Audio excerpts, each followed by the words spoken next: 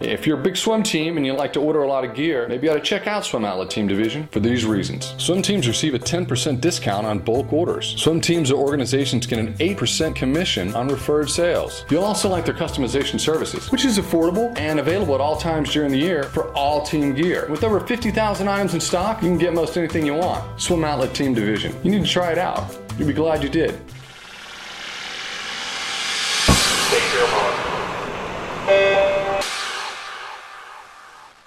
This is the Morning Swim Show for Wednesday, March 12th, 2014.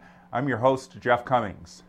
The Women's NCAA Division I Swimming and Diving Championships is about a week away, and though the attention will turn to the teams with large rosters in Minneapolis, there are a few universities represented by just one swimmer. Boston University is one of them. Joining me today in the Finis Monitor will be that swimmer for Boston University, Stephanie Nasson, who became the first swimmer from Boston University to qualify for the NCAA championships, get this, in 26 years. Also with her is head coach Bill Smyth, who is also going to the NCAAs for the first time as a coach. And Stephanie and Bill join us now via Skype from Boston, Massachusetts. Guys, it's great to see you. How are you today? Good, how are you? We're good, Jeff. Did you get your morning swim in? I did. I got my morning swim in. I'm ready to go. How about you, Stephanie? Did you get your workout in already today? I did. Waiting on number 2, actually. Wow. I guess when you're swimming the mile, I guess you still have to do some doubles. Yep, still going. Well, congratulations to both of you. I'm sure there are a lot of words to describe this. As I said, it's been 26 years since Boston University has had a swimmer go to NCAAs. But Stephanie, what are your thoughts right now on making your first big NCAA championships? I'm beyond excited. I don't even think excited really covers it, but I found out when I was in the middle of practice, actually, and I was really excited then, and then I got out of the pool, and I had like 25 missed text messages, and then it kind of sunk in how big of an accomplishment I guess it really was. It had been a goal since the beginning of the season, which obviously I knew was going to be really difficult to attain, but now that it's actually here, it's so exciting. So you kept training after the Patriot League conference meet. Is that what you're saying? Yeah. Okay. So it was basically you had after the meet was over and everything, you kind of thought, well, I should keep training just in case. Yeah. Then the Monday following conference, you just kind of played it out as if I were to make it just in case. So it's paid off. So, Stephanie, when you won the 1650, which is what you got officially invited to swim at the NCAAs, 16:20:32, which is a great time. When you saw that time, did you think in the back of your mind, that's gonna make it in? I actually kind of thought, I touched and I looked up and I was like, that is gonna be the line. That is gonna be right there. So I had no idea which way it was gonna go, but I just kind of hoped for the best.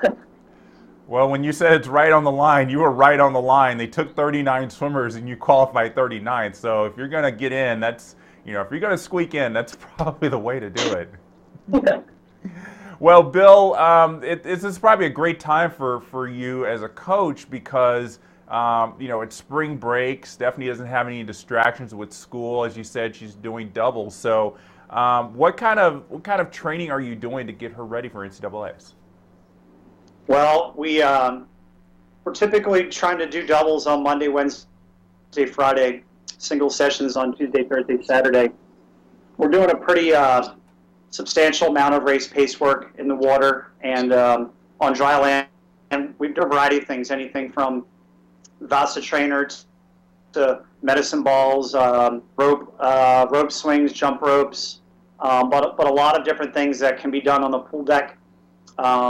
And Steph's great. She's been training at a very high level right from the time Patriot League's ended up through now. She's training at a level that's as good, if not better, than what she's done so far this entire year. Stephanie, you got anybody in the pool training with you at all?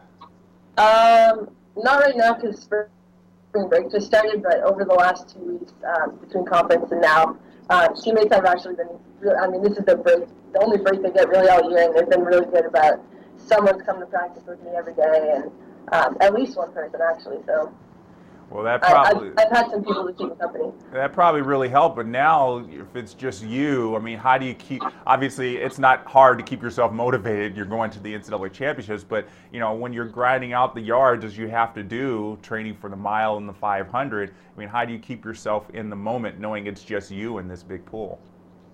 I guess you just really have to stay focused. Obviously, there's a big goal in hand in the very near future, which is good. I also had some practice swimming by myself during high school, doing mornings by myself, pool was too far away, that type of thing. And at the time, I really didn't like it, but now that it's just a week that I have to deal with, it's not so bad. So I manage. It's fine. What has stood out for you, Bill, in terms of what Stephanie has done in the pool this season to get her to this level? What, in my opinion, has she done? Yes. I think that she's been, above all things, positive in terms of her mental approach, consistent. I think that she's, always had the physical tools and, the training background to be able to get to this point. But right from the get-go, she's trained at a high level. If she has a bad practice, she doesn't let it linger. She brushes it off. She gets right back and has a great practice right afterwards. And she has a really positive effect on her teammates. So it's not only step training well, but she also is really good at getting her teammates to train fast. So the effect is positive all the way around. So Stephanie, as you said, you were in the middle of practice when you found out that you got invited to the NCAAs. What has, in addition to your swimmers who are really spectacular for coming in and training with you during this time, what's the team support been like for you?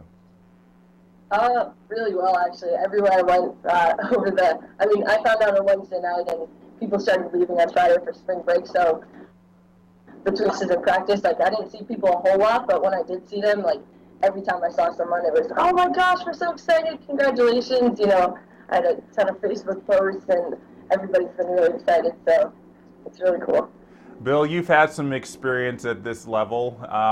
What have you been telling Stephanie about, maybe going back to your experiences as a swimmer, telling her how to mentally prepare for this big moment? I wouldn't really rely on a whole lot of my experiences when I was at the NCAA championships, but basically it's just another meet in terms of your approach. We have the fortunate ability in NCAA swimming to have a lot of dual meets. So Steph's got a really strong routine. She knows how to warm up properly. She knows how to strategize and pace her races out correctly. The routine of, taking that time to get the suit on, warming up again. And so I think that as long as she concentrates on her routine and making sure that the details in that routine are performed at a high level, the race is going to follow along in that same manner. How will this? I'm interested in learning this from both of you. How do you think this is going to carry over into next season, having an NCAA qualifier on the team? Stephanie, how do you think this is going to affect the team and the motivation for the next season? Well, what I really hope is that it kind of doesn't turn into a whole huge one shot, one time really cool opportunity. Kind of paves the way for other people, and I know there are other people who can, join me in the upcoming year. So hopefully that now that I've made it and I've gone, this kind of gives it a little bit of a real sense to it, and that it's hard to do, but it's attainable, and hopefully other people see that and they'll be here with me next year, hopefully. Yeah, I agree. Stephanie in practice, she does really well. Occasionally some people beat her in certain things, and I think that if Stephanie maybe now has a bigger target on her in practice, which I think she's more than willing to wear, and I think that'll help her teammates step up, saying, if I can beat Stephanie in practice, then maybe I have a shot at NC2As too. Yeah, I think that's going to be a definite motivating factor. And yeah, Stephanie, you probably are going to have a big target on your back. So be ready when the fall season starts, because I'm sure they're going to be coming after you hard. That's okay, I like that. Well, that's good. That's good. Well, I know you guys got another workout to do today, but before we get you to that, I want to submit you guys to the final 5. These are 5 questions we ask all of our guests on the show. Stephanie, I'm going to ask you the first question. If you could change the order of strokes in the individual medley, how would you change it? I would. Actually, I think I would keep it the same because my second half of my IM is a lot stronger than my first half, so I kind of have some work to do by the second half to make up for the damage that I've done on the first half. So I think my distance abilities give me kind of the extra edge at the full whack on the second half. So I would keep it the same. Bill, I'm actually curious for your answer to this because I know you were an IMer in your swimming days. How would you change the order of I'd steps? put the fly last and make all the sprinters suffer. I'd put the fly last. Any other order besides that is fine, but if you put the fly in the last leg, I think it changes your fly training quite a bit. Yeah, well, it changes all training. Definitely does. Bill, other than coaching, what's a career or job you think you would most like to try? Well, for a brief period of time there before the NCAA rules changed, I tried my hand at collegiate swimming announcing. So I had done the ECAC meet and the Ivy League championships a few times, and knowing the sport and having a background in the sport, and that was really fun. So it's not like I enjoy hearing myself talk, but just being able to, do that sort of thing it's a fun little sidekick. Okay. Stephanie, what's a career or job that you know you would not like to try? Would not. Probably maybe like a TV anchor or a news anchor or something. It sounds good in my head, and then when I start to talk, sometimes things just don't turn out the way I wanted, and I don't know if I can handle that every day at work. Yeah, it is a tough job to have. I know a lot of people in that business. Bill, what's a rule in the swimming rule book that you would like to add or change? A rule in the swimming rule book. I think I'm okay with traveling as far as you want to underwater. I kind of liked it when Dave Burkhoff went 90 yards underwater in a 100-yard backstroke. And if you have the ability and the stamina to be able to do that, I think it's great. And why not add that race in there? Maybe make it a new race underwater as far as you want. Okay. Stephanie, last questions for you. When this is all over and you get a break, if Bill gives you a break, where would you like to go for vacation? Vacation? Ideally? Yeah. Probably definitely somewhere warm, which is anywhere but here really, but probably somewhere in the Caribbean or on a beach somewhere. Maybe on a boat, something like that. Nothing too specific, but warm, water, sun, that's about it. Yeah, that's what I would expect someone saying coming from Boston. Yeah. Definitely somewhere warm.